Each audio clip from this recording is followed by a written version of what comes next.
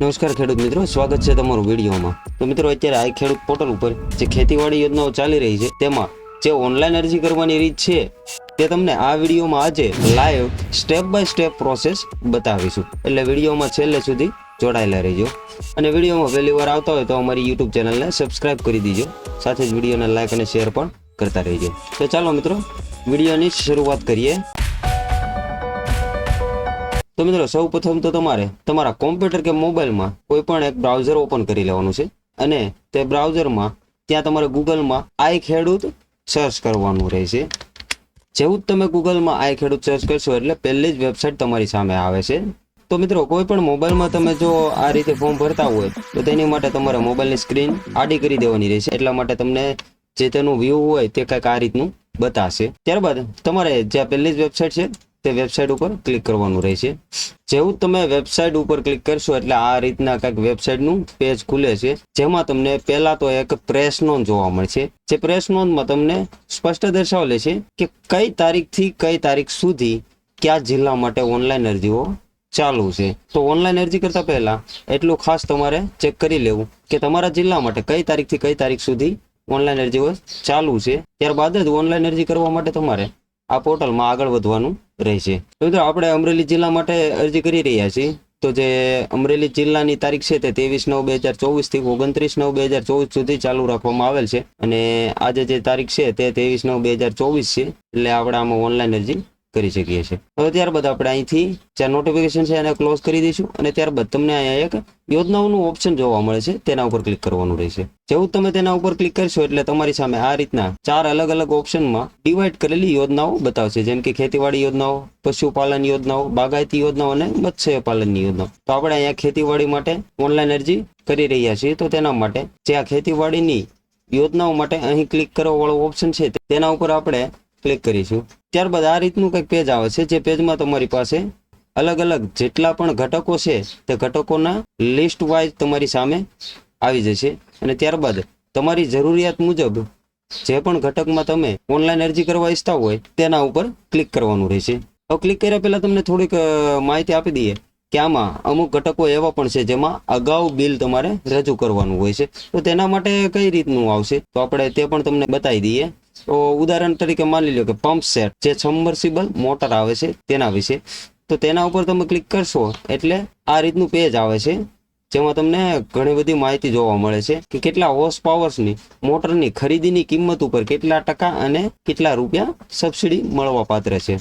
ત્યારબાદ આમાં અગાઉ બિલ રજૂ કરવાનું છે, તો અહીંયા તમે ડોક્યુમેન્ટ ઉપર ક્લિક કરીને પણ ચેક કરી શકો છો કે આમાં જે અરજી સાથે જોડાણ કરવાના આધાર પુરાવા છે તેમાં અહીંયા લખેલું છે સાધન ઓજારની ખરીદીનું બિલ। અને આ સિવાય તમે અહીંયા અરજી કરવાનું જે ઓપ્શન છે તેના ઉપર ક્લિક કરશો તો પણ તમને એક નોટિફિકેશન જોવા મળશે કે આ ઘટકમાં ખરીદી બાદ અરજી કરવાની થાય છે, આપે સાધન ઓજાર ખરીદ કરેલ છે, તો તેના માટે તમારે હા ઉપર સિલેક્ટ કરી ત્યારબાદ આગળ વધવાનું રહેશે। તો કોઈ પણમાં બિલ દર્શાવવાનું હોય તો આ રીતના તેની માટે ઓનલાઈન અરજી કરવાની છે। હવે આપણે જે અરજી કરવાની છે તે પ્લાવ માટે અરજી કરવાની છે, તેની માટે જે 11 નંબરના ક્રમ ઉપર છે પ્લાવ તમામ પ્રકારના, તેના ઉપર ક્લિક કરવાનું છે। ક્લિક કર્યા બાદ અગાઉ પણ તમને જણાવ્યું કે તમે જે પણ ઘટક ઉપર અરજી કરવા ઈચ્છો છો તેના ઉપર ક્લિક કરશો એટલે તેની વિગતવાર માહિતી ખુલશે કે કઈ પ્રકારના વસ્તુ ઉપર કેટલા ટકા અને કેટલી સબસિડી મળવા પાત્ર છે।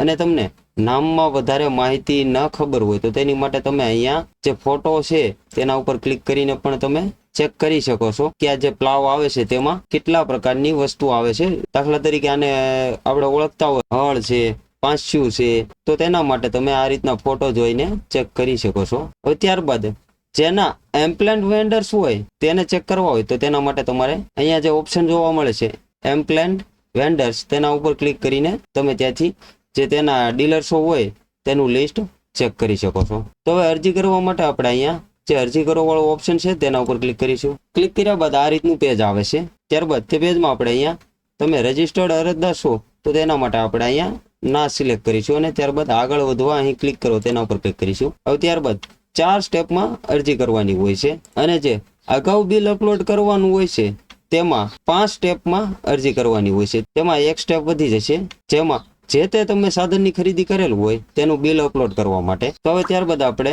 અહીંયા નવી અરજી કરવા પર ક્લિક કરો, તેના ઉપર ક્લિક કરીશું. તેના ઉપર ક્લિક કર્યા બાદ તમારી પાસે આ રીતનું કંઈક ફોર્મ આવે છે, જેમાં અહીંયા ફર્સ્ટ નેમ એન્ટર કરવાનું રહેશે. જે નામ તમે capital, small letter, English, Gujarati કોઈ પણ રીતે લખી શકો છો. તો ફર્સ્ટ નેમમાં આપણે જે ખેડૂતનું ફોર્મ ભરી રહ્યા છીએ તેનું આપણે નામ એન્ટર કરીશું. ત્યારબાદ અહીંયા બાજુના કોલમમાં પિતા અથવા પતિનું નામ. જો કોઈ ખેડૂત તરીકે મહિલાનું ફોર્મ છે તો તેની માટે તેના પતિનું નામ અહીંયા લખવાનું રહેશે. અને કોઈ જણ એટલે કે આદમીનું ફોર્મ ભરતા હોય તો તેની માટે તેના પિતાનું નામ લખવાનું રહેશે. અને ત્યારબાદ અહીંયા બાજુમાં જે છેલ્લું કોલમ છે તેમાં આપણે અટક લખવાની રહેશે.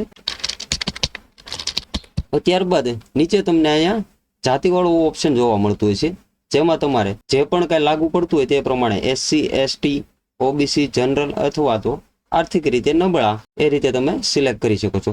તો અહીંયા અરજદાર આપણે OBC છે તો તેના માટે OBC સિલેક્ટ કરીશું. ત્યારબાદ અહીંયા લિંગમાં સ્ત્રી હોય તો સ્ત્રી અને પુરુષ હોય તો પુરુષ સિલેક્ટ કરવાનું રહેશે. હવે ત્યારબાદ અહીંયા જિલ્લો સિલેક્ટ કરવાનું રહેશે. હવે જિલ્લામાં જેવું કે તમને અગાઉ પણ શરૂઆતમાં જણાવ્યું હતું કે જે તે જિલ્લા માટે જ્યારથી અરજી ચાલુ થશે ત્યારબાદ જ અહીંયા જિલ્લો અથવા તાલુકો બતાવશે. તો અહીંયા આપણે જિલ્લો સિલેક્ટ કરીશું. ત્યારબાદ અહીંયા તાલુકો સિલેક્ટ કરીશું. ત્યારબાદ બાજુમાં અહીંયા ગામ વાળું એક ઓપ્શન છે, જેમાં તમારે ખાસ ધ્યાન રાખવાનું છે કે તમારું એડ્રેસ કોઈ પણ જગ્યાનું હોય કે તમે રહેતા કોઈ પણ જગ્યાએ હો, પણ અહીંયા જે ગામ સિલેક્ટ કરવાનું છે તે તમારી જમીન જે ગામમાં હોય તે જ ગામ સિલેક્ટ કરવાનું રહેશે. જો તમારા જ ગામમાં તમારી જમીન હોય તો તેની માટે કોઈ પ્રોબ્લેમ નથી, પણ એ સિવાય અન્ય કોઈ ગામમાં જો તમારી જમીન હોય તો તેની માટે તમારે તે ગામ સિલેક્ટ કરવાનું રહેશે. અને ત્યારબાદ નીચે જે સરનામા વાળા કોલમ છે તેમાં તમે જ્યાં રહેતા હોય તેનું એડ્રેસ તમે એન્ટર કરી શકો છો. ઉદાહરણ તરીકે પહેલા કોલમમાં જિલ્લો, બીજા કોલમમાં તાલુકો અને ત્યારબાદ લાસ્ટ કોલમમાં ગામ.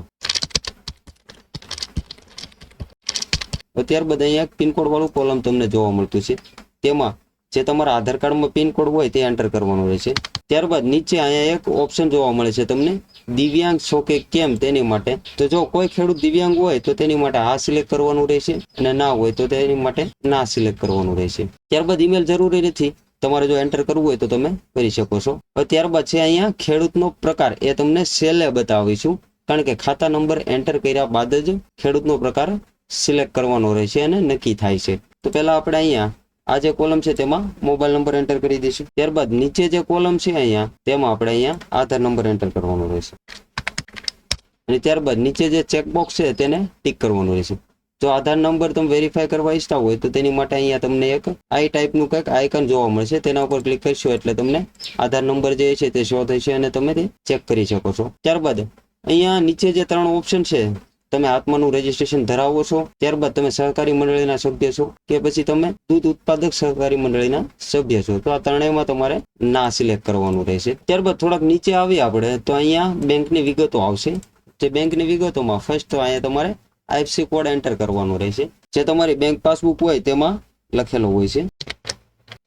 IFSC કોડ એન્ટર કર્યા બાદ તમને અહીંયા એક ઓપ્શન જોવા મળે છે શો બેંક ડિટેલ, તેના ઉપર ક્લિક કરવાનું રહેશે. જેવું તમે તેના ઉપર ક્લિક કરશો એટલે બેંકનું નામ અહીંયા ઓટોમેટિક આવી જશે. નો આવે તો તમે અહીંથી સિલેક્ટ પણ કરી શકો છો. ત્યારબાદ અહીંયા બેંકનો જિલ્લો સિલેક્ટ કરવાનો રહેશે. જિલ્લો સિલેક્ટ કર્યા બાદ અહીંયા બેંકની જે બ્રાન્ચ હોય તે સિલેક્ટ કરવાની રહેશે. અને ત્યારબાદ અહીંયા જે આ કોલમ છે તે કોલમમાં જે બેંક એકાઉન્ટ નંબર હોય તે એન્ટર કરવાનું રહેશે. ત્યારબાદ અહીંયા જે બાજુમાં એક કોલમ છે તેમાં ફરી એકવાર બેંક એકાઉન્ટ નંબર એન્ટર કરવાનો રહેશે. એકાઉન્ટ નંબર એન્ટર કર્યા બાદ અહીંયા નીચે જે આ કોલમ છે તેમાં અરજદારનું નામ બેંક પ્રમાણે એન્ટર કરવાનું રહેશે. એટલે જે પાસબુકમાં પ્રિન્ટેડ નામ હોય તે જ નામ અહીંયા એન્ટર કરવાનું રહેશે. અને ત્યારબાદ અરજદારનું સરનામું બેંક પ્રમાણે, એ પણ પાસબુકમાં જે બેંક પ્રમાણે હોય તે જ એન્ટર કરવાનું રહેશે. બેંકની વિગતો પૂરી થઈ ગયા બાદ જમીનની વિગતો એન્ટર કરવાનો આવશે. તેમાં અહીંયા તમે કેવા પ્રકારના ખાતેદાર છો તે પસંદ કરો, તો તેની માટે જે પસંદ કરો વાળો ઓપ્શન છે તેમાં જમીન રેકર્ડ ધરાવો છું તેના ઉપર સિલેક્ટ કરવાનું રહેશે. જેવું જ તમે તેના ઉપર સિલેક્ટ કરશો એટલે અહીંયા તમને ખાતા નંબર વાળો એક ઓપ્શન ખુલશે, જેમાં ખાતા નંબર પસંદ કરો તેના ઉપર ટિક કરવાનું રહેશે. તેના ઉપર ક્લિક કરવાનું રહેશે. ક્લિક કર્યા બાદ જે તમારા જમીનનો ખાતા નંબર હોય 8 પ્રમાણે તે જ ખાતા નંબર અહીંયા સિલેક્ટ કરવાનો રહેશે. ખાતા નંબર સિલેક્ટ કરો ત્યારબાદ તમને અહીંયા ખાતેદાર વાળું ઓપ્શન જોવા મળશે, જેમાં ખાતેદાર પસંદ કરો તે ઓપ્શન ઉપર ક્લિક કરવાનું રહેશે. ત્યારબાદ કોઈ પણ ખેડૂતના 8માં જો 1 કરતા વધારે નામ હોય, સંયુક્ત ખાતું હોય તો તેની માટે અહીંયા વધારે નામ શો થશે. જેના નામનું ફોર્મ ભરતા હોય તે નામ સિલેક્ટ કરવાનું રહેશે અને એક નામ હોય તો તે પ્રમાણે સિલેક્ટ કરવાનું રહેશે. હવે ત્યારબાદ તમને અહીંયા એક ઓપ્શન અગાઉ તમને બતાવ્યું હતું, ખેડૂતનો પ્રકાર, તેમાં કઈ રીતે ચેક કરીને માહિતી એન્ટર કરવાની રહેશે. તો તેની માટે આપણે અહીંયા જે ખેડૂતનો પ્રકારવાળું ઓપ્શન છે તેના ઉપર ક્લિક કરીશું. ક્લિક કર્યા બાદ તમને 3 ઓપ્શન જોવા મળશે. નાના, જેમાં દર્શાવેલું હોય છે 1 થી 2 હેક્ટર, એટલે કે 1 થી 2 હેક્ટર વચ્ચે જે જમીન ધરાવતા હોય તે નાના ખેડૂત કહેવાય છે. અને ત્યારબાદ 1 હેક્ટર કે તેથી ઓછી જમીન હોય તો તેને સીમાંત ખેડૂત કહેવાય, અને 2 હેક્ટર કે તેથી વધુ હોય તો તેને મોટા ખેડૂત કહેવાય. તો તેની માટે ખાતા નંબર અહીંયા તમે સિલેક્ટ કરો, ત્યારબાદ તમને જમીનનો વિસ્તાર બતાવે છે હેક્ટરમાં.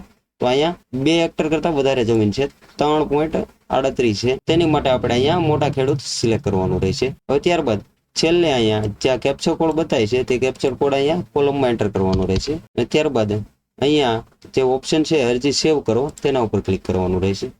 અરજી સેવ થઈ જાય એટલે આ રીતનું પેજ આવશે. ત્યારબાદ તમારી પાસે અહીંયા નીચે તમને એક મેસેજ પણ જોવા મળશે કે તમારી નોંધણી થઈ ગયેલ છે, જેનો અરજી નંબર છે, અને ઓનલાઈન અરજી સેવ કર્યા બાદ તમારે તે અરજીને કન્ફર્મ કરવી ફરજિયાત છે. તો જો કોઈ પણ સુધારા વધારા તમને ગણાય તો તમે અહીંયા અરજી અપડેટ કરવા પર ક્લિક કરો, તેની ઉપર ક્લિક કરીને હજી પણ ફેરફાર કરી શકો છો. અને તેને અપડેટ કરવાની જરૂર ન હોય તો તમે અહીંથી ડાયરેક્ટ અરજી કન્ફર્મ પણ કરી શકો છો. તો આપણે અહીંયા અરજી કન્ફર્મ કરવા પર ક્લિક કરો તે ઓપ્શન ઉપર ક્લિક કરીશું. ત્યારબાદ અહીંયા નીચે જે કેપ્ચર કોડ છે તે આ કોલમમાં એન્ટર કરીશું, અને ત્યારબાદ જ્યાં સર્ચ શોધો વાળું ઓપ્શન છે તેના ઉપર ક્લિક કરીશું. ત્યારબાદ ફરી એકવાર અરજી કમ્પ્લીટ ઓકે ચેક કરી લેવી, બધી માહિતી બરાબર છે કે નહીં, નામ, બેંક એકાઉન્ટ નંબર, આધાર નંબર, મોબાઈલ નંબર અને જમીનની વિગત, એ બધું ઓકે ચેક કર્યા બાદ ત્યારબાદ જ નીચે જે તમને અરજી કન્ફર્મ કરવાનું ઓપ્શન છે તેના ઉપર ક્લિક કરવાનું રહેશે. જેવું તમે તેના ઉપર ક્લિક કરશો એટલે તમને એક નોટિફિકેશન પણ જોવા મળશે કે શું તમે માહિતી કન્ફર્મ કરવા માંગો છો. કન્ફર્મ કર્યા પછી અરજીમાં કોઈ પણ પ્રકારનો ફેરફાર થઈ શકશે નહીં. તો તેની માટે આપણે અહીંયા હવે ઓકે વાળું જે ઓપ્શન છે તેના ઉપર ક્લિક કરીશું. તો હવે અહીંયા આપણી અરજી જે છે તે કન્ફર્મ થઈ ગઈ છે, અને ત્યારબાદ અરજી પ્રિન્ટ કરવા પર ક્લિક કરો તેના ઉપર ક્લિક કરીશું, અને જે અરજી છે તેની આપણે પ્રિન્ટ લઈ લઈશું. ત્યારબાદ આ જે કેપ્ચર કોડ છે તે અહીંયા કોલમમાં એન્ટર કરીશું, અને ત્યારબાદ અહીંયા નીચે જે પ્રિન્ટ વાળું ઓપ્શન છે તેના ઉપર ક્લિક કરીશું. ત્યારબાદ જે આપણે ઓનલાઈન અરજી કરીએ છીએ તેની પ્રિન્ટ આપણી પાસે આ રીતના કંઈક આવે છે, જેમાં આપણે આ પ્રિન્ટને ડાયરેક્ટ પ્રિન્ટ પણ કરી શકીએ છીએ અને પીડીએફમાં સેવ પણ કરી શકીએ છીએ. તો આપણે અહીંયા પ્રિન્ટને પીડીએફમાં સેવ કરીને રાખી દઈશું. તો આ રીતે મિત્રો તમે આ ખેડૂત પોર્ટલ પર ઓનલાઈન અરજી કરી શકો છો. માહિતી સારી લાગી હોય તો વિડીયોમાં કમેન્ટ કરજો, અને વધુમાં વધુ ખેડૂત મિત્રો સાથે આ વિડીયોને શેર કરજો. તો મિત્રો ફરી મળીશું એક નવા ટોપિક સાથે નવા વિડીયોમાં. ત્યાં સુધી જય હિન્દ, વંદે માતરમ.